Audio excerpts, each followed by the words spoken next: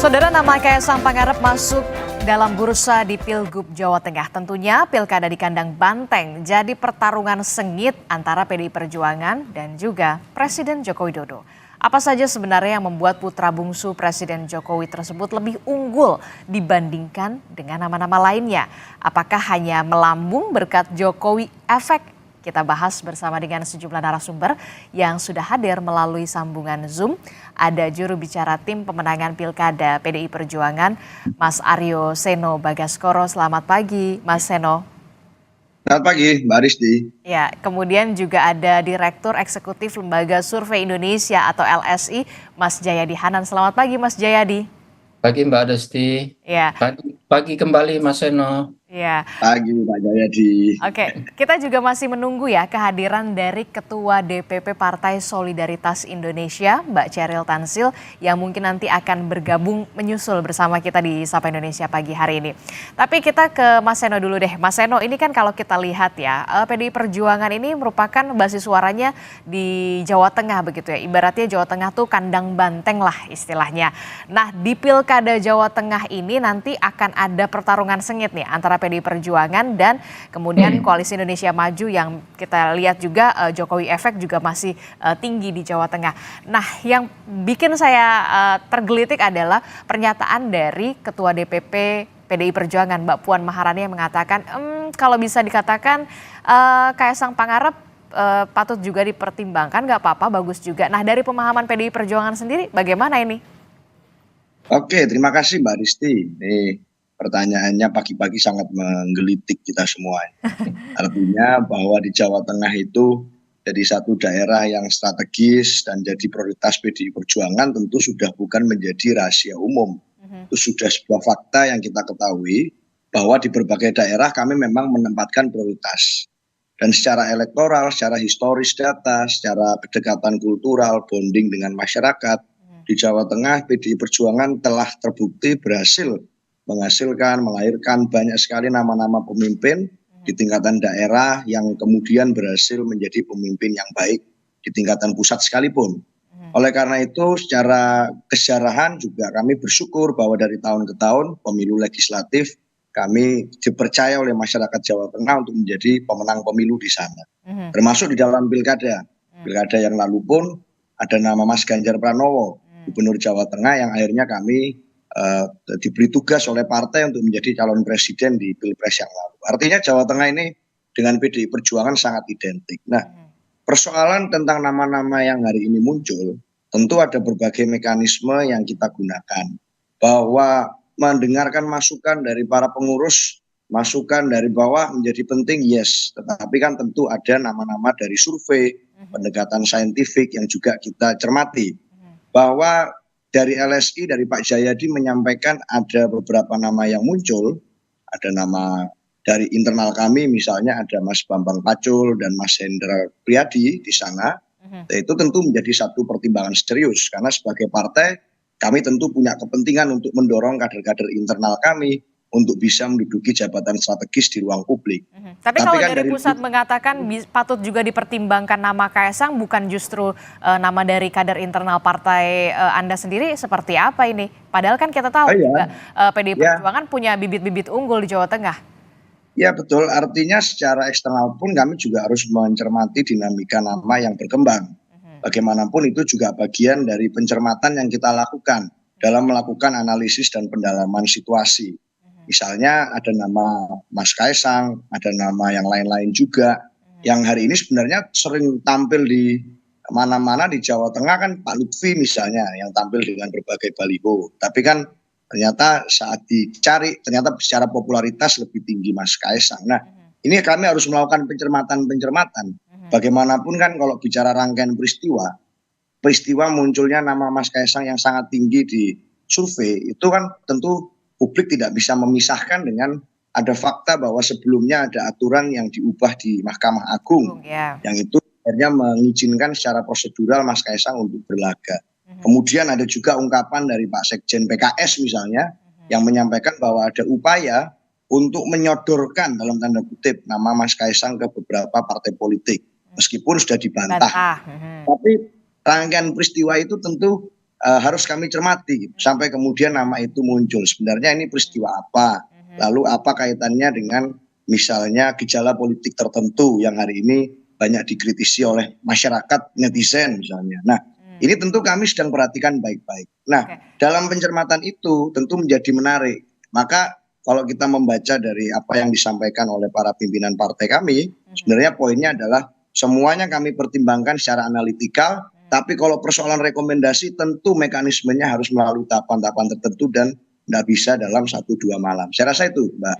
Oke, semua nama juga masih dipertimbangkan sampai saat ini karena memang kalau kita melihat kan tidak bisa juga menutup mata kalau memang nama Kaisang ini memang hasil surveinya elektabilitasnya juga lagi unggul lah ibaratnya ya karena memang ada rangkaian peristiwa mulai dari MA tadi Anda sebutkan kemudian juga pernyataan dari Sekjen PKS. Nah, saya ke Mas Jayadi. Mas Jayadi, lembaga survei Anda, LSI ini kan kemarin baru-baru ini kan merilis hasil survei terbarunya yang menyebut bahwa memang nama Kaisang ini berada di posisi teratas begitu, unggul. Nah, apa saja sebenarnya faktornya yang menyebabkan kemudian nama Kaisang ini punya elektabilitas yang tinggi khusus di Pilgub Jawa Tengah, Mas Jayadi?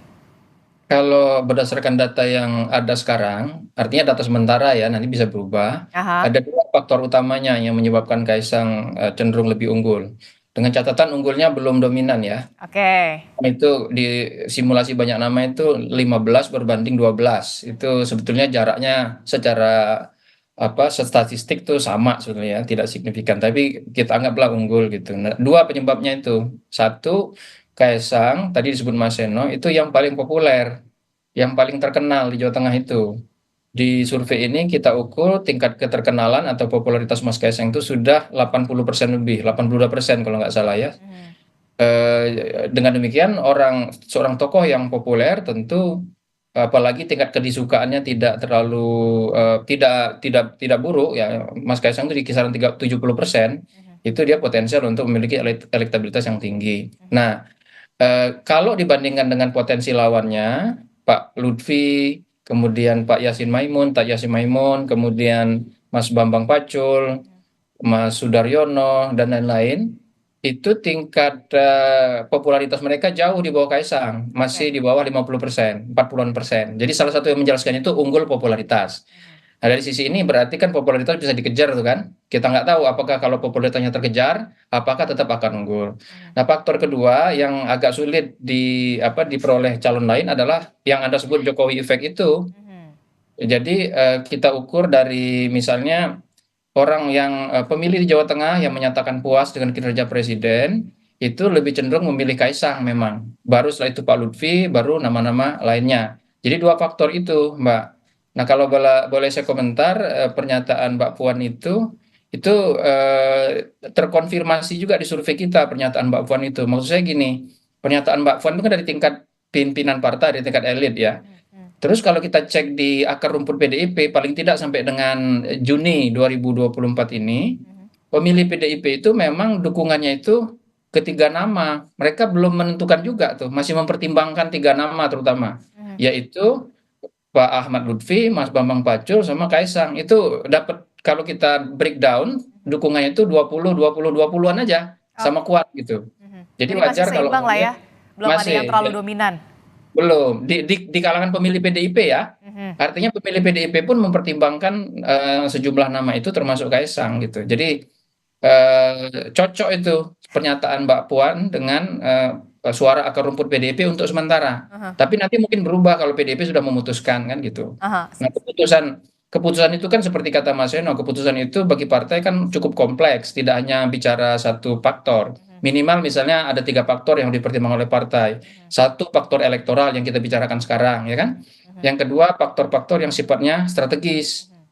Ya, macam-macam tuh faktor strategis itu. Soal koalisi partai, hubungan dengan pemerintah pusat, bagaimana pemerintahan ke depan, hubungan antara DPRD sama gubernurnya atau kepala daerahnya dan sebagainya. Itu banyak pertimbangan strategisnya.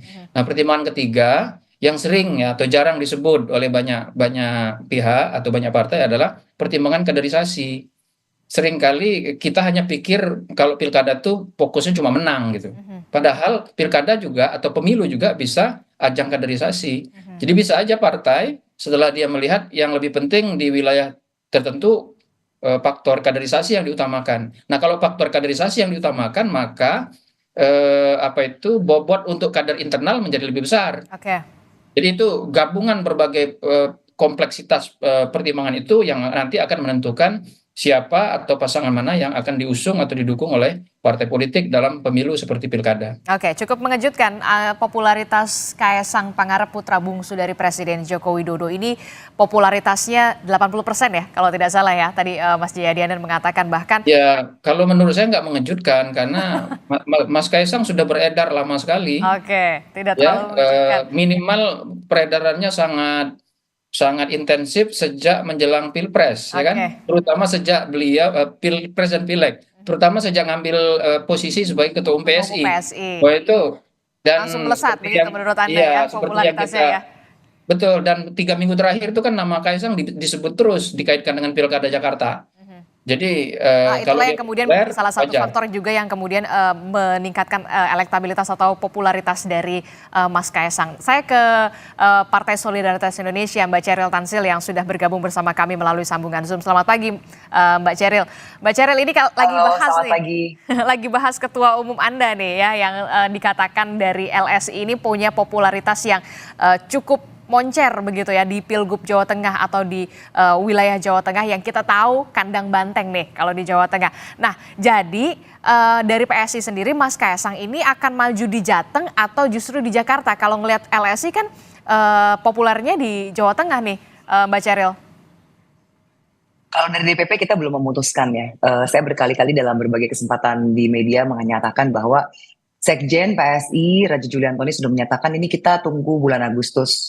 Karena ya dinamika politik ini kan masih terus terjadi ya. Kita juga masih melihat bagaimana sih chemistry antara PSI, calonnya yang mana dan juga partai-partai lain yang kiranya mau mengusung dan juga kira-kira mau dipasangkan dengan siapa. Jadi masih sangat cair ya. Kita masih melihat komunikasi antar lintas partai dan juga masih menengok bagaimana sih basis konstituen PSI ini kira-kira aspirasinya seperti apa. Tapi yang jelas pernyataan Mbak Puan ini sangat menggembirakan untuk PSI. Kita sangat mengapresiasi apalagi keluar dari seorang tokoh sekelas Puan Maharani. Beliau adalah politisi senior, juga salah satu penentu di partainya begitu ya. Jadi ini merupakan kabar gembira untuk kita. Kita juga sangat apresiasi untuk PDIP sebagai partai besar, partai senior. Dan ini saya melihatnya begini, ini mungkin menjadi sebuah titik rekonsiliasi ya. Karena mungkin banyak pihak yang berasumsi bahwa selama ini kan PDIP dan PSI tidak terlalu sejalan begitu. Tapi pernyataan Mbak Puan ini benar-benar menunjukkan kedewasaan politik begitu. Dan menunjukkan kelasnya Mbak Puan sebagai politisi itu dia melihat secara komprehensif. Dan tentunya survei LSI ini menjadi pertimbangan untuk kami juga. Karena memang sampai saat ini banyak sekali dari akar rumput PSI yang datang ke DPP tiap hari itu mereka berusaha membujuk, mendorong agar Mas Kaesang ini mau maju dalam pilkada.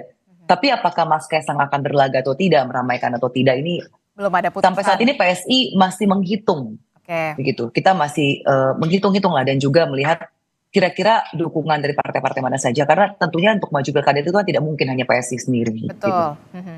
Oke. Masih ada hitung-hitungan dan juga wait and see yang kemudian masih dilakukan oleh Partai Solidaritas Indonesia. Apalagi memang kita tahu begitu ketua umumnya yakni putra bungsu Presiden Joko Widodo populer di Pilgub Jawa Tengah ya 80%, Mbak Ceril. Tapi yang kemudian menarik adalah tadi yang Anda sebutkan, bisa jadi ini merupakan sinyal upaya rekonsiliasi mungkin dari PSI dan juga PDI Perjuangan. Nah, saya ke Mas Seno. Mas Seno, ini gimana nih kalau PSI sendiri mengatakan ada, ya bisa dikatakan ini ya sinyal yang bagus lah, mungkin akan ada upaya rekonsiliasi, jangan sampai kemudian residu pilpres ini masih ada begitu ya sampai ke pilkada. Nah, kalau dari Mas Seno sendiri, dari PDI Perjuangan sendiri, apakah nanti akan ada membuka pintu, walaupun kita tahu PDI Perjuangan ini sebenarnya bisa berdiri sendiri, mengusung cagupnya sendiri di Jawa Tengah karena dengan suaranya yang cukup tinggi. Ya, terima kasih Mbak. Jadi kalau bicara tentang komunikasi politik dengan partai-partai lain, kami sadar betul bahwa tahapan hari ini adalah untuk mencari komunikasi politik dengan kawan-kawan yang sepaham dan sevisi dengan kami. Oleh karena itu dengan siapapun tentu kami akan melakukan itu. Artinya itu terjadi di berbagai macam daerah dan kami sadar betul bahwa logika kerjasama politik di pilkada itu sangat berbeda dengan pilpres. Logika Artinya elektoral dari pilpres sama logika elektoral pilkada ini jauh berbeda berbeda, menurut Anda? pasti berbeda. Artinya ada faktor kesejarahan di masing-masing daerah, ada faktor kebudayaan lokal dan lain sebagainya. Tapi persoalan tentang narasi besar yang kita usung tentu tidak berubah. Sebagai sebuah partai yang punya platform, gagasan, sikap, prinsip tentu tidak berubah. Tetapi dalam rangka menyesuaikan dengan apa yang terjadi di daerah, tentu komunikasi politik harus kami lakukan dengan semuanya. Bahwa pilpres pasti menyisakan ada perbedaan, bahwa pilkada juga nanti pasti akan menciptakan perbedaan calon A dan calon B. Bagi kami sebagai partai yang sudah bertahun-tahun tumbuh di berbagai era demokrasi, dari mengawali di era Orde Baru hingga kemudian pasca reformasi, saya rasa perbedaan-perbedaan yang kompetitif di tingkatan election itu sesuatu yang biasa saja. Dan saya rasa itu adalah sesuatu yang nantinya kalau memang harus bertemu atau berbeda pendapat di situ, itu bukan not a big deal. Jadi saya rasa hari ini kita sedang melakukan pembangunan komunikasi politik dengan siapapun, tetapi secara kebatinan kami punya asas kaderisasi yang cukup kuat. Artinya secara kelembagaan kami membuat sekolah partai, kami melakukan pelembagaan partai secara berjenjang. Tujuannya tentu adalah untuk mendorong kader-kader duduk di jabatan publik yang dapat sesuai dengan kompetensinya. Nah, itulah prioritas kami hari ini secara kebatinan kalau bicara di berbagai daerah, khususnya misalnya di Jawa Tengah. Saya rasa itu. Oke, kalau Anda mengatakan saat ini berkomunikasi dengan semua partai begitu, itu artinya PDI Perjuangan bisa dikatakan siap juga untuk berkawan dengan Partai Solidaritas Indonesia? Ya begini, di Pilgub yang lalu saja, kami meskipun juga menjadi partai pemenang yang dipercaya oleh masyarakat, tidak hanya di Jateng secara legislatif saja misalnya, tapi juga secara nasional kami waktu itu menang di Pilpres dan Pileg. Di saat itu pun kami membangun komunikasi di Jawa Tengah pun berkoalisi atau bekerja sama secara politik dengan kawan-kawan P3. Artinya tidak menutup kemungkinan di dalam pilkada kali ini pun kami juga akan melakukan komunikasi politik serupa meskipun mungkin menyesuaikan dengan pakem sosiologis masing-masing. Nah, dengan PSI bagaimana Mas Seno? Dengan siapa? Sangat mungkin, dengan siapa saja saya rasa sangat mungkin. Asalkan calonnya sama dengan apa yang kita perjuangkan, visinya sama, concernnya sama, gagasannya sama, tidak ada kata kemudian kita menghalang-halangi akan bekerja sama dengan calon siapa. Karena logika di pilkada itu otomatis adalah logika ketokohan. Bagaimana tokoh yang diusung itu punya rekam jejak seperti apa. Bagaimana dia pernah punya gagasan seperti apa. Nah, partai-partai politik ini yang bekerja sama untuk mendukung calon, ini saya rasa bicaranya bukan lagi persoalan ini kompetisi antar partai politik. Tapi bagaimana menemukan tokoh yang paling sesuai. Saya rasa logikanya lebih ke sana. Oke, kalau tadi Anda mengatakan sangat mungkin juga bisa nanti berkawan dengan Partai Solidaritas Indonesia, itu artinya PDI Perjuangan tidak mempermasalahkan dengan putusan Mahkamah Agung yang kita tahu cukup juga pro kontra kemarin?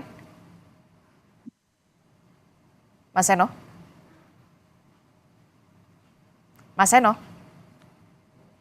Halo, ya Mbak. Iya, bagaimana jawaban Anda? Gimana, sorry pertanyaannya Mbak, poinnya? Tadi Anda menyebutkan sangat mungkin masih terbuka kemungkinan berkawan dengan siapapun termasuk dari Partai Solidaritas Indonesia. Itu artinya PDI Perjuangan tidak mempermasalahkan dengan putusan MA yang kemarin diputuskan soal batas usia cagup, cawagup, terus kemudian bupati dan juga wali kota, tidak mempermasalahkan itu? Oke, nah kalau persoalannya ini bicara tentang MA, ini saya rasa ini beda lagi nih sama yang kita bicarakan hari ini. Atau yang kita bicarakan kali ini. Dalam konteks membangun komunikasi politik, tentu kami menghargai lokalitas setiap daerah dan siap membangun komunikasi politik dengan siapapun. Tahapan hari ini adalah melakukan pendalaman terus-menerus dari nama-nama yang muncul, dari data yang kami terima, masukan yang kami terima dari bawah, dari samping, dan seterusnya. Melakukan komunikasi politik dengan siapa saja, karena kompetisi pilkada itu dilakukan di tingkatan daerah dan kondisinya berbeda-beda. Tetapi kalau persoalan tentang putusan MA, ini kan yang paling banyak berkomentar sebenarnya bukan kami, tapi warga netizen, teman-teman yang ada di masyarakat. Berarti PDI Perjuangan tidak mempermasalahkan itu? Loh, kami sudah menyampaikan bahwa apa yang terjadi di MA itu tentu adalah bagian dari pertanyaan publik. Yang kami hari ini sebagai partai tentu berpihak juga kepada apa yang menjadi pertanyaan publik. Sebenarnya ada apa sih di belakang ini? Tetapi kan biarkan kalau itu kemudian menjadi satu proses hukum, masyarakat hari ini bisa sangat menilai. Dari pilpres hingga ke pilkada nanti tidak ada ruang kosong politik, tidak ada ruang hampa politik. Ada berbagai peristiwa yang akan terjadi, bagaimana pengondisian ABCDE-nya terjadi, yang itu nanti akan dibaca oleh masyarakat. Nah, hari ini proses itu yang sedang terjadi. Sehingga kami memutuskan, ya sudah, kalau memang harus terjadi seperti ini, namanya demokrasi, lebih baik kami menginvestasikan energi kami dalam menyiapkan kader-kader kami yang terbaik, sehingga pada saat nanti berkontestasi di pilkada kami bisa memunculkan nama-nama yang sesuai. Saya rasa itu, Mbak. Oke, baik. Saya ke Mas Jayadi. Mas Jayadi, kalau Anda melihat dari pernyataan dari PDI Perjuangan dan juga Mbak Chairil Tansil begitu, tadi kita sudah melihat bahwa memang kalau dari PSI ini bisa jadi sinyal upaya rekonsiliasi karena pernyataan dari elit partai seorang Mbak Puan Maharani ini mengisyaratkan Kaisang Pangarep ini dipertimbangkan begitu ya, termasuk juga apakah Anda melihat PDI Perjuangan ini nantinya juga akan melakukan berkawan dengan Partai Solidaritas Indonesia yang kita tahu memang residu pilpres ini masih kental terasa, mungkin nggak sih gitu? Iya, kalau lihat fakta-fakta sejarah ya sangat mungkin. Ya, di banyak tempat, bahkan di daerah-daerah yang strategis, itu partai-partai yang diperkirakan tidak bisa kerjasama atau koalisi dalam pilkada itu koalisi.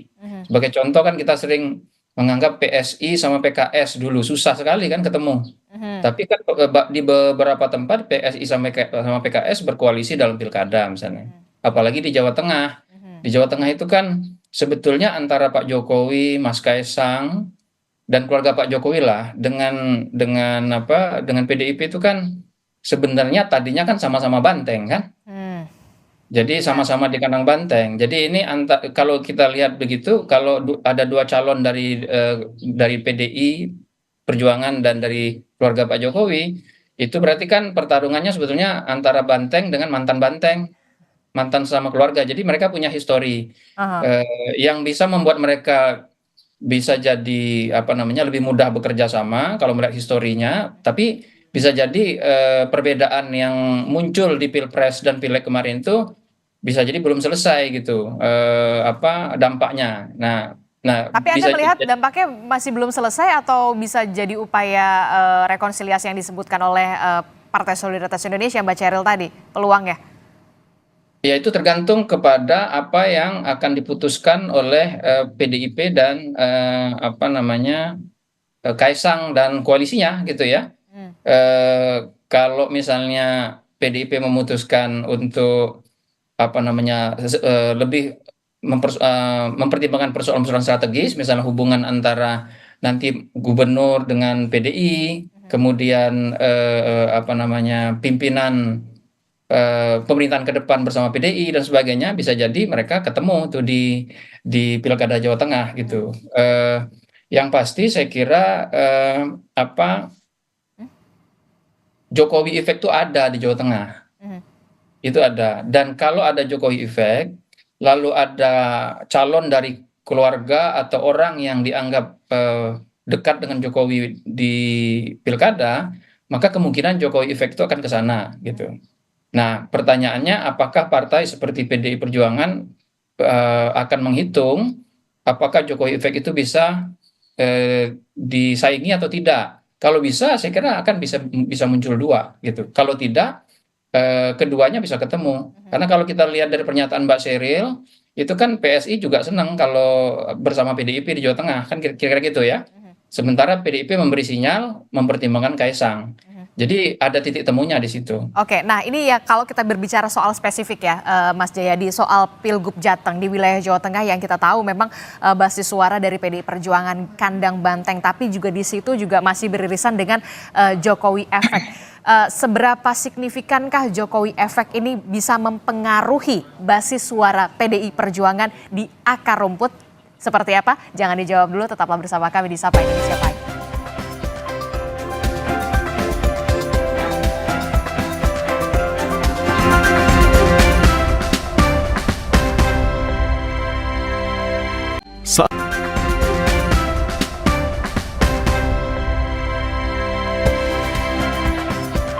terima kasih Anda masih bersama kami di Sapa Indonesia Pagi. Saudara, kita masih membahas bagaimana popularitas Kaesang Pangarep yang kalau kita lihat dari survei lembaga survei Indonesia yang merilis baru-baru ini nama putra bungsu Presiden Joko Widodo, Kaesang Pangarep ini punya popularitas yang cukup tinggi, bahkan unggul dari Ahmad Lutfi, Kapolda Jawa Tengah, kemudian ada juga Bambang Pacul, Bambang Wuryanto, kemudian juga ada nama lain Hendra Prihardi, bahkan ada juga nama yang masuk cukup populer juga dalam radar adalah nama selebritas Raffi Ahmad. Masih membahasnya bersama dengan dari PDI Perjuangan Mas Seno Bagaskoro, kemudian juga Mas Jayadi Hanan dan juga Mbak Chairil Tansil. Melanjutkan pertanyaan saya nih Mas Jayadi, yang tadi disebutkan. Seberapa besarkah pengaruh Jokowi efek terhadap basis suara dari akar rumput di PDI Perjuangan di Jawa Tengah? Ini kalau kita tahu kan Jawa Tengah ini kandang banteng. Ya, kalau kita belajar display atau contoh aplikasi Jokowi Effect itu kan bisa kita lihat secara jelas di Pilpres lalu. Jadi itu terlihat, itu sangat jadi kayak eksperimentasi alamiah itu terlihat di Pilpres lalu. Coba Anda perhatikan suara PDIP masih 27, berapa persen gitu ya Mas Seno. Lalu suara untuk Ganjar sekitar berapa? 30-an ya di Jawa Tengah. Apa itu artinya? Itu artinya bahwa Jokowi Effect itu lebih berpengaruh ke pemilih-pemilih non PDIP. Kalau kita cek di PDIP-nya, pemilih PDIP yang tetap memilih calon yang yang dicalonkan oleh PDIP sebagai partai itu mayoritas pemilih PDIP masih memilih calon yang dari partainya sendiri. Itu artinya bahwa Jokowi Effect itu bisa berpengaruh, tapi lebih kepada pemilih non PDIP. Non PDIP. Ya, lebih. Meskipun tentu ada 1, 2, 3, 4% bisa dipengaruhi ya. Tapi kalau lihat dari Pilpres lalu, pemilih PDIP itu cenderung solid mendukung calon yang mereka dukung. Dugaan saya itu akan tetap sama nanti, akan cenderung lebih di pilkada nanti. Nah, masalahnya adalah kalau calon dari PDIP hanya mengandalkan basis pemilih dari PDIP, harus dihitung apakah cukup untuk menang atau tidak. Kalau calon di Jawa Tengah itu lebih dari 2, misalnya 3, dan kekuatannya cenderung merata, katakanlah misalnya yang bertarung itu Pak Lutfi, Pak Bambang Pacul versus Mas Kaesang. Ya. Nah kalau 3 itu, maka peluang PDIP untuk menang, dugaan saya ada. Kenapa? Karena basis utama PDIP, yang pemilih PDIP-nya, itu kita cek di survei ini tuh, yang pemilih PDIP masih memilih PDIP lagi sekitar 28%-an. 28%. Sedikit lebih tinggi dari pemilu legislatif lalu.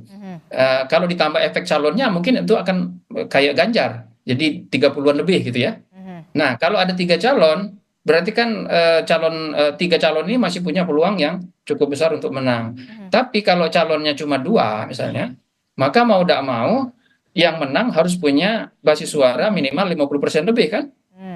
Nah dalam konteks itu kalau calon PDIP hanya mengandalkan pemilih PDIP, maka sulit untuk menang, karena kekuatan PDIP bersama pemilihnya itu di kisaran 27-30% saat ini ya. Itulah basis yang kuat sebagai kandang banteng itu. Karena itu harus mempertimbangkan faktor lain gitu. Nah mungkin PDIP bisa mengatasinya dengan koalisi ke calon wakil gubernurnya. Gitu. Seperti kata Mas Seno tadi, kan ada pakem sosiologis di Jawa Tengah itu. Seperti juga banyak di tempat di Indonesia, sebaiknya itu gabungan antara yang dipersepsi sebagai nasionalis digabungkan dengan yang dipersepsi sebagai pihak yang lebih religius, seperti Ganjar plus Taj Yassin Maimun, misalnya gitu. Oke.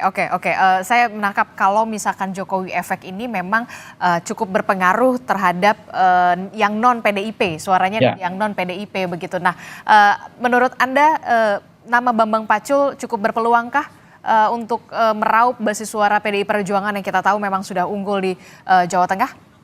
Saya cek juga di survei ini, ketika basis pemilih PDIP untuk sementara itu ya terpecah ke tiga nama, yaitu Pak Lutfi, Mas Kaisang, sama Mas Bambang Pacul. 3 itu terutama. Masing-masing dapat sekitar 20-an.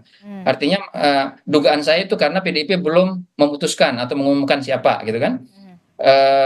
Yang kedua, kalau kita cek juga hubungan antara dukungan kepada calon gubernur sekarang yang ada di Jawa Tengah dengan pilihan pada Pilpres lalu, maka saya lihat ada kecenderungan pemilih 01 sama 03 itu cenderung menghindari Kaisang. Oke.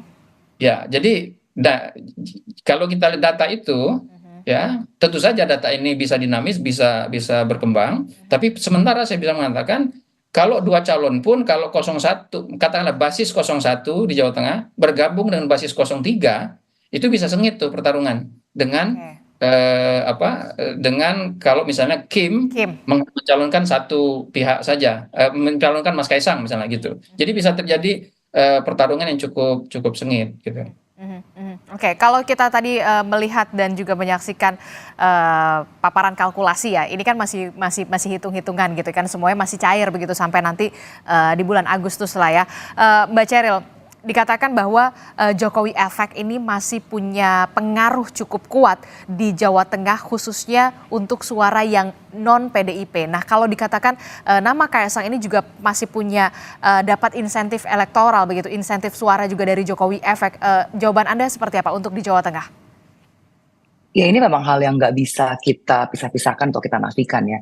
Kalau nggak salah dari LSI itu tingkat kepuasan pada kinerja presiden di Jawa Tengah itu 80% ya, Mas Jayadi ya. Kalau saya nggak salah ingat itu. Dan 80% itu menurut saya sangat tinggi untuk ukuran presiden yang tinggal beberapa bulan lagi nih masa jabatannya. Jadi pasti saya mencoba berasumsi untuk suasana kebatinan warga Jawa Tengah, mereka ingin kepemimpinan yang sekarang ada itu dari Pak Jokowi juga bisa terrealisasikan di Jawa Tengah untuk 5 tahun ke depan. Dan mungkin mereka melihat performance Mas Gibran dalam debat Pilpres kemarin, bagaimana Mas Gibran sangat deliver dengan visi misinya, dia bisa mendetailkan program-programnya, bagaimana pembawaan Mas Gibran sebagai seorang pemimpin. Saya rasa ada harapan dan kerinduan dari warga Jateng, apalagi keluarga Pak Jokowi ini kan dari Jateng begitu ya, dan mereka melihat bagaimana Kaisang dari remaja perjalanannya sampai menjadi seorang politisi, meskipun dari sisi politik mungkin Kaisang tergolong muda, tergolong newbie, tergolong pendatang baru. Tapi ada kerinduan-kerinduan ini yang menurut saya memang secara psikologis tidak bisa dipisahkan, dan mereka melihat yang paling realistis untuk bisa meneruskan bagaimana sosok Pak Jokowi ini yang ada di sosok Kaisang. Saya rasa ini ada hal-hal yang pastinya kental dalam ketika seorang pemilih ditanya dalam survei misalnya begitu ya. Tapi memang hitung-hitungan Mas Jayadi ini betul, saya rasa. Di mana tadi hitung-hitungannya kan sudah menghitung bahkan dari koalisi 01, 03 begitu kalau digabungkan. Tapi ya yang namanya proses politik itu juga, saya juga setuju dengan pendapat Mas Aryo bahwa dalam tingkat lokal itu sangat berbeda dengan tingkat nasional. Karena banyak sekali tokoh-tokoh yang mungkin dikenal secara nasional ketika dicobakan untuk daerah ternyata nggak ngangkat gitu suaranya. Dan kebetulan Mas Kaisang ini di nasional sedang populer dan beliau memang asli Jawa Tengah. Jadi ya kita lihat bersama aja ya Mbak ya. Yang jelas tadi saya sangat respect dengan pernyataan Mas Seno. Mas Seno hari ini sangat positif pernyataannya kepada PSI. Karena saya tahu Mas Seno ini adalah salah satu striker PDIP dan kita tahu lah bagaimana kemarin gitu ya. Tapi saya sangat respect dengan Mas Seno hari ini, sepertinya ada sesuatu yang berbeda begitu. Ada sinyal-sinyal positif.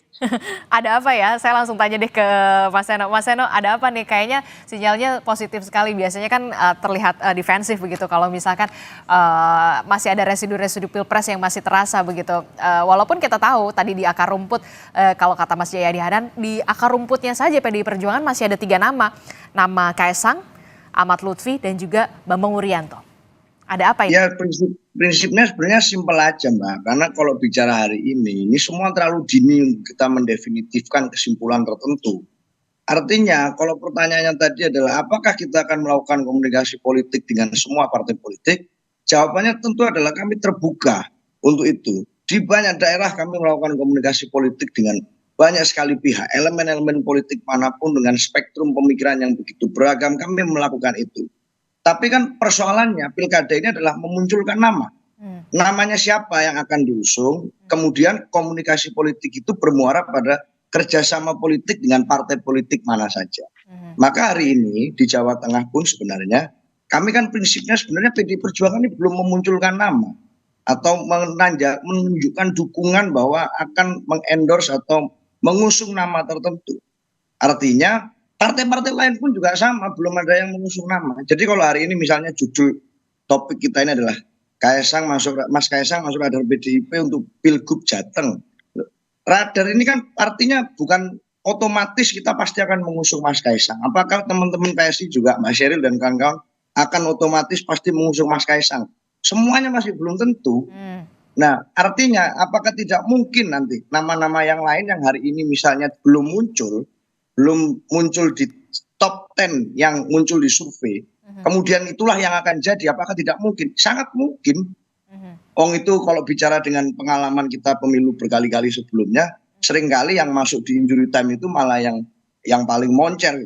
Artinya yang berkaca dari pengalaman sebelumnya nggak tentu siapa cepat dia dapat itu. Yang muncul di awal-awal malah jangan-jangan nanti di akhirnya nggak maju, jangan-jangan di akhirnya nggak jadi maju karena alasan ABCDE. Nah, artinya komunikasi itu tentu kita lakukan dengan siapa saja. Tetapi masalah nama PDI Perjuangan hingga hari ini belum menentukan sikap apapun. Sebagai partai pemenang pemilu legislatif di Jawa Tengah, di pemilu kemarin, tentu adalah satu kewajaran kalau kami punya keinginan secara kebatinan untuk mengusung kader sendiri. Kami punya Mas Hendar Priyadi, yang itu pengalaman eksekutifnya lengkap. Kami punya Mas Bambang Pacul, yang ikonik di legislatif, muncul di survei. Bahkan ada juga nama Pak Andika Perkasa misalnya, yang itu punya kemampuan untuk melakukan manajerial di tubuh militer pada saat menjadi Panglima TNI. Jadi stok kepemimpinan kami banyak dan nama itu belum kami munculkan, mesin belum kami gerakkan untuk mengerucut pada satu nama, sehingga tentu saja wajar kalau hari ini elektabilitas yang terpotret di LSI-nya Mas Jayadi Hanan itu masih sangat mungkin berubah semua. Saya rasa itu. Masih sangat mungkin berubah dan bisa dikatakan ya semua partai politik ya semuanya pengennya maunya ya memajukan kader internalnya sudah pasti. Tidak hanya PDI Perjuangan, PSI, Gerindra, bahkan semuanya begitu untuk partai-partai besar. Nah yang kemudian jadi pertanyaan saya juga adalah Mas Jayadi, mungkin nggak sih kan PSI ini kan tergabung di Koalisi Indonesia Maju. Mungkin nggak Koalisi Indonesia Maju dalam tanda kutip gitu ya menyerahkan akhirnya Pilgub Jawa Tengah ya sudahlah Mas Kaisang ke PDI Perjuangan saja begitu, berkawan dengan PDI Perjuangan, mungkin nggak akan dilepas begitu? Atau nggak mungkin nih kayaknya peluangnya kecil sekali gitu? Saya kira sangat mungkin karena Koalisi Indonesia Maju di tingkat nasional, paling tidak dari apa yang kita dengar di media, gestur politik para pimpinannya itu memang welcome atau berkeinginan juga kalau misalnya PDI Perjuangan juga ikut gitu kan di dalam koalisi pemerintahan ke depan, apalagi di Jawa Tengah kan gitu. Di Jawa Tengah itu secara partai PSI sendiri kan 2 kursi aja ya Mbak Sheryl ya. Iya betul. Itu artinya tidak mungkin kalau PSI hanya maju dengan 1-2 partai saja. Dan Kim sudah menunjukkan sinyal-sinyal bahwa mereka akan mendukung calon-calon yang satu kuat secara elektoral di Jawa Tengah, 2 punya hubungan dengan Pak Jokowi, kan gitu kayaknya pilihannya sekarang. Yang kita dengar kan mereka sudah menggadang-gadang Pak Lutfi bersama Pak Sudaryono kalau nggak salah gitu kan, salah satu kemungkinannya gitu. Nah sekarang dengan lihat perkembangan mungkin saja nama Kaisang Pangarep juga dipertimbangkan dan itu akan sangat, saya kira Kim akan sangat welcome kalau PDI ikut mendukung. Kenapa? Karena itu nanti akan membuat kerjasama politiknya dalam hubungan eksekutif legislatif ke depan itu lebih mudah kan, lebih cair karena PDI sebagai partai pemenang pemilu, ketua DPR nanti di Jawa Tengah kan, ketua DPRD itu tentu kan akan banyak berperan dalam pemerintahan sehari-hari ke depan. Jadi pertimbangan strategis itu juga akan membuat partai seperti Kim itu punya peluang atau punya kesempatan atau punya keperluan untuk welcome kalau PDIP ikut mendukung Mas Kaisang. Nah sekarang pertanyaannya PDIP-nya gitu. Kalau kalau hanya hitung-hitungan elektoral sekali lagi dengan data yang ada sekarang, kita refleksi ke Pilpres kemarin. 01 bergabung, 01 itu lebih banyak kekuatan religius katakanlah begitu ya Mas Eno, 01 itu. 02 sorry 03 itu gabungan antara nasionalis religius gitu ya. Nah itu apa namanya 03-nya masih bisa dapat 30% lebih di Jawa Tengah. Nah coba bayangkan kalau kita menggunakan hitungan itu, nanti misalnya PDIP calonnya bergabung dengan figur religius seperti Taj Yassin Maimun yang juga sekarang cukup moncer, cukup kuat. Tidak ada figur apa namanya religius lain yang muncul di luar itu. Oke. Nah, Jokowi effect itu membuat PDI Perjuangan di Jawa Tengah di Pilpres lalu itu tetap memperoleh suara 30% lebih. Nah, bayangkan kalau misalnya Jokowi effect itu juga membuat pasangan 01 tetap dapat dukungan kan gitu. Kita katakanlah dukungan 01 lebih banyak di basis-basis religius. Nah, kalau misalnya basis-basis religius lebih banyak bergabung dengan PDI Perjuangan di pemilu Pilkada 2024 di Jawa Tengah, kan peluang besar. Bisa kompetitif tuh. Jadi sekali lagi itu contoh saya untuk mendukung apa yang disampaikan Mas Seno itu, memang hitung-hitungannya itu belum selesai. Yang muncul sekarang itu baru hitung-hitungan elektoral. Oke, tapi menarik juga kalau disebutkan tadi Anda juga sinyalnya adalah nama Taj Yassin Maimun begitu ya, yang kalau dari segi religiusnya ya Mas Jayadi. Mas Jayadi, kalau menurut Anda dari hitung-hitungan dari LSI sendiri, Kaesang Pangarep, sosok Kaesang Pangarep ini lebih berpeluang ke Jawa Tengah ataukah ke Jakarta? Kalau dari Golkar sendiri kan sudah mengatakan kalau untuk Pilkada Jakarta Ridwan Kamil ini lebih berpeluang menang di Jabar bukan di Jakarta. Nah, kalau dari Anda? Kalau hitungan elektoral, Kaesang lebih berpeluang di Jawa Tengah dan itu posisinya bisa lebih tinggi dipertimbangkan sebagai cagup, ya kan? Di Jawa Barat, di Jakarta, peluang elektoralnya sebetulnya cukup besar, tapi sebagai cawagup, ya. Dugaan saya sangat besar peluang Mas Kaesang untuk diusung sebagai cawagup, terutama dari Kim. Ya, kalau cagupnya orang populer seperti Ridwan Kamil misalnya atau yang lain. Jadi itu hitungan elektoral. Tapi pertanyaannya hitungan strategis. Misalnya gini, saat ini tampaknya ada 2 calon dari Kim yang muncul, Pak Lutfi sama Mas Kaesang. Dua-duanya dianggap dekat dengan Presiden Jokowi. Walaupun Presiden Jokowi itu bukan ketua partai dan bukan orang yang secara normatif mencalonkan dalam pilkada, tapi kan Kim di Jawa Tengah kan mendengarkan saran-saran dan masukan dari Pak Jokowi. Ya, betul. Ya, Pak Prabowo sering bilang mereka adalah pasukan Pak Jokowi, kan kira-kira gitu kan? Oke. Jadi siapa tuh di antara 2 itu? Apakah tetap dengan Pak Lutfi atau nanti memajukan Kaesang? Nah, itu kan pertimbangan strategis itu yang bisa membuat Mas Kaesang bisa jadi malah lebih di Jakarta. Bisa jadi. Tidak di Jawa Tengah, bisa jadi ya. Tapi kalau itu kan kalau dari segi elektoral ya, Kaesang lebih berpeluang ke Jawa Tengah. Tapi kalau dari segi politik pasti ke Jakarta. Dari segi elektoral, kalau Mas Kaesang kepengennya cagup, lebih mungkin di Jawa Tengah. Dari segi elektoral, kalau Mas Kaesang posisinya nggak apa-apa jadi cawagup, lebih berpeluang di Jakarta. Dari segi pertimbangan politik ke depan untuk melihat panggung yang lebih besar, yang lebih sering jadi sorotan, memang Jakarta lebih jadi sorotan dibandingkan dengan daerah lain di Jawa. Nah, tinggal mana yang akan dipilih?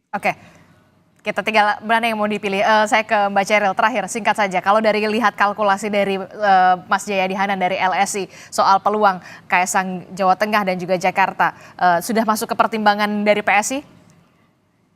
Lebih berpeluang kita sedang mempertimbangkan. Kita belum sampai pada hasil akhir ya, karena begini, di Jakarta itu kita punya 8 kursi. Dan itu kan cukup besar ya. PSI sendiri di Jakarta itu sangat populer. Jadi ada peluang juga begitu. Tapi ya memang survei LSI ini kan juga sesuatu yang menggembirakan. Jadi ya kita masih berhitung lah Mbak.